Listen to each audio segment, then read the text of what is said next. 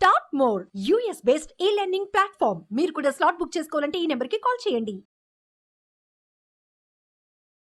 Hi viewers, India's largest digital media network Suman టీవీకి స్వాగతం. ప్రస్తుతం మనతో ఉన్నారు RNR civil surveyors doctor Nagara Ramesh garu. నమస్తే అండి. నమస్తే మేడం. సో రమేష్ గారు, గత వీడియోలో మీరు చెప్పినట్లయితే 3-4 సంవత్సరాలు పడుతుంది అని చెప్పేశారు సర్వే గారి గురించి. అయితే నేనేమంటున్నాను అంటే, ఈ 3-4 సంవత్సరాలు ఎందుకు అంత టైం తీసుకుంటుంది? ఆంధ్రాతో పోల్చుకుంటే తెలంగాణలో ల్యాండ్ ప్రాబ్లమ్స్ చాలా ఉన్నాయి, మీరే అన్నారు కదా. సో ఒక సర్వేయర్గా అంటే ఒక్కొక్కరి ప్రాబ్లమ్స్ మీరు చాలామంది వింటూ ఉంటారు, మీతో చాలామంది డిస్కషన్ చేస్తూ ఉంటారు. ఎటువంటి ఆటంకాలు, ఎలాంటి సమస్యలు ఉంటాయి వీళ్ళకి? ఎలాంటి సమస్యలు అంటే మేడం, ఫస్ట్ ఆఫ్ ఆల్ మన ఇక్కడ తెలంగాణలో కానీ ఏపీలో కానీ పాత పద్ధతిలో ఎవరు కూడా రిజిస్ట్రేషన్ చేసుకున్నప్పుడు సర్వేని యూజ్ చేసుకోలేదు. Physical land is different and record is different. అంటే రికార్డ్ని వెళ్ళి మనం డిపార్ట్మెంట్లో వెళ్ళి అంటే మండల రెవెన్యూ ఆఫీస్కి వెళ్ళి రిజిస్ట్రేషన్ చేసుకున్నారు, కానీ ఫిజికల్గా చూసుకొని నేను కరెక్ట్ సర్వే నెంబర్లో ఉన్నానా లేదా అని కంపారిజన్ చేసి రిజిస్ట్రేషన్లో జరగలేదు. Main first problem. రెండవది, మనకు తెలిసిందే ఇక్కడ చాలా వరకు మనకు అప్పట్లో విభాగాలు అంటే మన యొక్క పార్టిషన్స్ ఎట్లా జరిగాయంటే, ల్యాండ్ విభాగాలు ఎలా తీసుకున్నారంటే పెద్దవాడు చిన్నవాడు అలా వరుసగా. సో డాక్యుమెంట్ అనేది ఎక్కడ జరిగిందో ఏమో కానీ వరుసగా పెద్దవాడు ఫస్ట్ తీసుకోవాలి, తర్వాత ఇలాంటి పద్ధతిని మనం ఫాలో అవ్వడం జరిగింది. సో ఇక్కడికి వచ్చేసరికి అప్పటి నుంచి ఇప్పటికి చాలా ఫ్యామిలీస్ ఇలా డివైడ్ అయిపోయిన తర్వాత ఒరిజినల్గా ఇప్పుడు ఎవరైతే తీసుకోవాలనో వాళ్ళు ఆ పొజిషన్లో ఉండకపోవచ్చు. రిజిస్ట్రేషన్ ఎక్కడో జరిగింది, పక్క సర్వే నెంబర్లో ల్యాండ్ ఉంది. సో ఇలాంటి ప్రాబ్లమ్స్ చాలా ఉన్నాయి ఇక్కడ చూస్తే నాకు వచ్చే ఎక్కువ సమస్యల్లో ఒకటి, నాకు రిజిస్ట్రేషన్ డాక్యుమెంట్ ఇక్కడ ఉంది కానీ నా ల్యాండ్ మాత్రం పక్క సర్వే నెంబర్లో ఉంది. సో ఇప్పుడు ఆ పక్క సర్వే నెంబర్కి ఇంకెక్కడుందో తెలియదు. సో ఇప్పుడు ఏం జరిగింది, మన ధరణి వచ్చిన తర్వాత ఈ కెడస్ట్రల్ మ్యాప్స్ వచ్చేసిన తర్వాత వాళ్ళు ఫిజికల్గా పొజిషను నాకు ఇప్పుడు ఏ సర్వే నెంబర్ అయితే చూపిస్తుందో నాకు ఆ డాక్యుమెంట్ని బేస్ చేసుకుని వెళ్ళిపోతున్నారు. ఒరిజినల్గా ఇక్కడ వానికి వేరే దగ్గర కూడా ల్యాండ్ ఉంది, అది వాడికి తెలియదు. అది తెలుసు, అది యూజ్ చేసుకుంటూ కూడా రెండో దాంట్లో ఇప్పుడు నాకు ఇక్కడ రికార్డు చూపిస్తుంది కాబట్టి ఈరోజు ఈ పొజిషన్కి వస్తున్నాడు.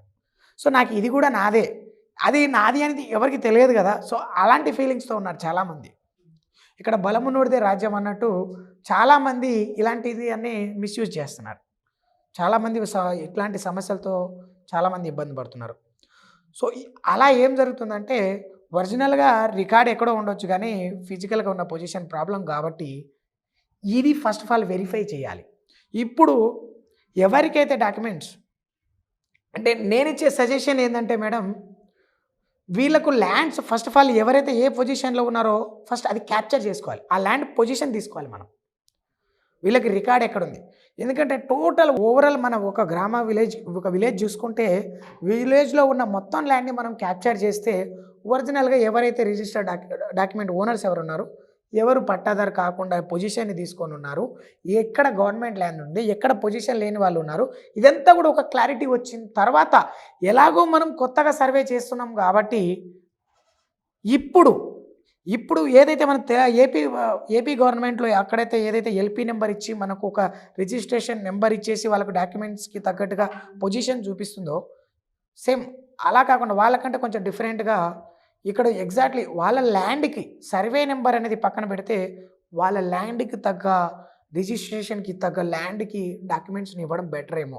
అదర్ దెన్ ఎవరైతే డాక్యుమెంట్స్ లేని వాళ్ళు ఉన్నారో వాళ్ళకు డాక్యుమెంట్స్ని కొత్తగా ఇప్పుడు ఎలాగో గవర్నమెంట్స్ రూల్ ప్రకారం వాళ్ళు రిజిస్ట్రేషన్ చేసుకోవడానికి ఏదైతే ఛార్జెస్ ఉంటుందో సమ్ ఛార్జెస్ పే చేసుకోవడానికి ఎవరైనా వాళ్ళ దగ్గర డాక్యుమెంట్స్ లేకపోయి ఉండొచ్చు, బట్ ఒరిజినల్గా ఉండొచ్చు. లేదా వీళ్ళకు పాత పద్ధతిలో పహానీ కాపీస్లో కానీ సేత్వార్లో కానీ ఎక్కడైతే రికార్డ్ వీళ్ళకు ఉందో ఓల్డ్ రికార్డ్ని చూస్తూ ఎవరికి ఎంత డాక్యుమెంట్ ప్రకారం ఎంత ఫిజికల్ పొజిషన్ ఉంది కంపారిజన్ చేస్తూ వాళ్ళకి ఆ పొజిషన్ని ఇవ్వడం. సో ఇదంతా కూడా డెఫినెట్లీ మనం గ్రౌండ్ మీదనే చేయాల్సి ఉంటుంది. సో ఈ ఫస్ట్ ఆఫ్ ఆల్ గ్రౌండ్ని మనం టోటల్ డేటాని తీసుకుంటే కానీ వీళ్ళ క్లారిటీ ఇవ్వలేం కాబట్టి, కానీ ఇక్కడికి ఏమొస్తుందంటే గ్రౌండ్ మీద సర్వే చేసే పరిస్థితిని చాలా డిఫికల్ట్గా ఉంటుంది. వీళ్ళు చాలామంది ఇబ్బంది పెట్టే సమస్యలు, ఎందుకంటే చాలామంది దగ్గర డాక్యుమెంట్స్ లేవు, పొజిషన్స్ మాత్రమే కూర్చున్నారు.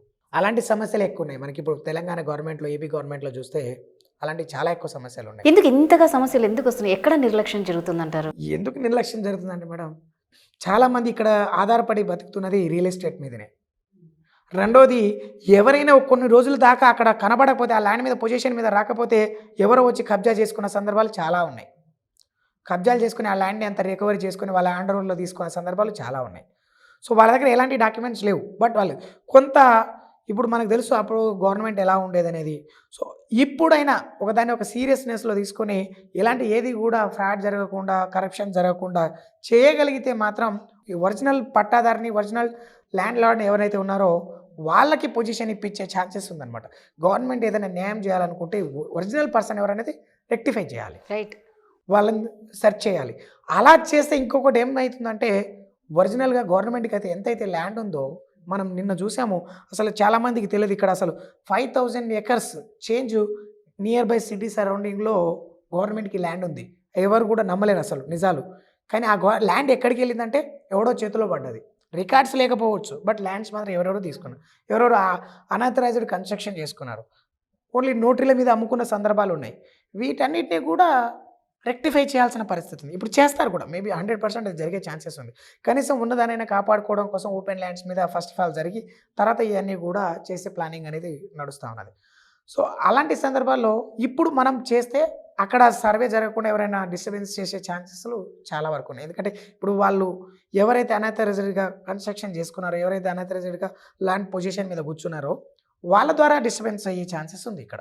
సో సీరియస్ యాక్షన్ తీసుకొని ఒక ఇలాంటి సీరియస్నెస్తో కానీ లేదంటే మంచి ఫోర్స్ టీమ్తో కానీ వర్క్ చేస్తే వర్కౌట్ అయ్యే ఛాన్సెస్ ఉంది. ఈ టైం టేకన్ ప్రాసెస్ ఎందుకంటే అంత ఈజీగా కాదు, మనం చెప్పుకున్నంత ఈజీగా అక్కడికి వెళ్ళి చేయలేము. సో దీని వెనకాల surveyor, not only single surveyor involvement, ప్రతి ఒక్కరూ ఒక డిపార్ట్మెంట్, ఒక మండల స్థాయిలో ఎవరైతే సపోర్టెడ్ టీం ఉందో అదంతా కూడా ఇక్కడ వర్క్ చేయాల్సి ఉంటుంది. ఇంకా చాలా వర్క్స్ ఉంటాయి వాళ్ళకి. సో ఇదన్నీ వదిలేసి ఒక సర్వే మీద చేయాలంటే చాలా కష్టం అవుతుంది. సో ఈ టైంని రెండింటిని కొంచెం చూసుకుంటూ ఈ డిపార్ట్మెంట్ వైజ్గా ఎవరెవరు దీంట్లో ఇన్వాల్వ్ అవుతారు, ఎంత స్ట్రాంగ్ టీం ఉంటుంది, ఎలాంటి సేఫ్టీ ఉంటుంది వీళ్ళ సర్వే టీంకి, ఎలాంటి ప్రొటెక్షన్ ఇవ్వగలరు, ఎలాంటి ఆపోజిట్ వస్తే వాళ్ళకి ఎలాంటి యాక్షన్ తీసుకోగలరు వాళ్ళ మీద, వీటన్నిటిని డిపెండ్ అయి చేయాల్సి ఉంటుంది. కాబట్టి ఖచ్చితంగా టైం తీసుకొని ఉంటుంది. సో అందుకు 3 to 4 years పడుతుంది. 3 to 4 years అనేది మ్యాక్సిమంగా ఓవరాల్గా ఈ స్టేట్ మొత్తాన్ని సర్వే చేయాలంటే తీసుకుంటాయి. ఇంత లోపల చాలామందికి, కానీ ఈ సర్వే వల్ల చాలామందికి న్యాయం జరుగుతుందని నేను అనుకుంటున్నాను. చాలామంది న్యాయమే జరిగే ఛాన్సెస్ ఉంది. ఎందుకంటే ఒరిజినల్ పర్సన్స్ ఇక్కడ బయటపడతారు. అనాథరైజ్డ్ పర్సన్స్ కంటే ఒరిజినల్ పర్సన్స్ ఎవరైతే ఉన్నారో వాళ్ళందరూ కూడా బయటికి వచ్చి ఇక్కడ జెన్యూన్గా ఎవరైతే ఉన్నారో వాళ్ళు చేయాల్సి ఉంటుంది. కానీ దీనికి ఖచ్చితమైన స్ట్రాంగ్ టీం ఉండాలి, ఫుల్ నాలెడ్జ్ ఉన్న పర్సన్స్ ఉండాలి. అంటే ఎలాంటి కరప్షన్ చేయకుండా, ఎలాంటి వేరే వాళ్ళతో కలిసిపోయి వాళ్ళతోటి కావాలని వాళ్ళకి ఫేవర్ చేసే పర్సన్స్ లేకుండా ఇలాంటి టీంతో చేయగలిగితేనే ఇది సక్సెస్ అయ్యే ఛాన్సెస్ ఉందన్నమాట. సో రమేష్ గారు, అంటే మీరు ఒక సర్వేయర్గా కాబట్టి నాకు చిన్న సందేహం. హస్బెండ్ వైఫ్ ఉంటారు. హస్బెండ్ ప్రాపర్టీ ఒక ల్యాండ్ కొని తింటాడు, భార్యకి తెలియదు. ఆల్మోస్ట్ చాలా మంది ఇళ్లలో ఇదే ప్రాబ్లం అవుతుంది. హస్బెండ్ కొంటాడు, భార్యలకి చెప్పరు. అన్ఎక్స్పెక్టెడ్గా ఏదో ఒక కారణంతో హస్బెండ్ చనిపోతాడు, భార్యకి ఇక్కడ ఉందని తెలియదు.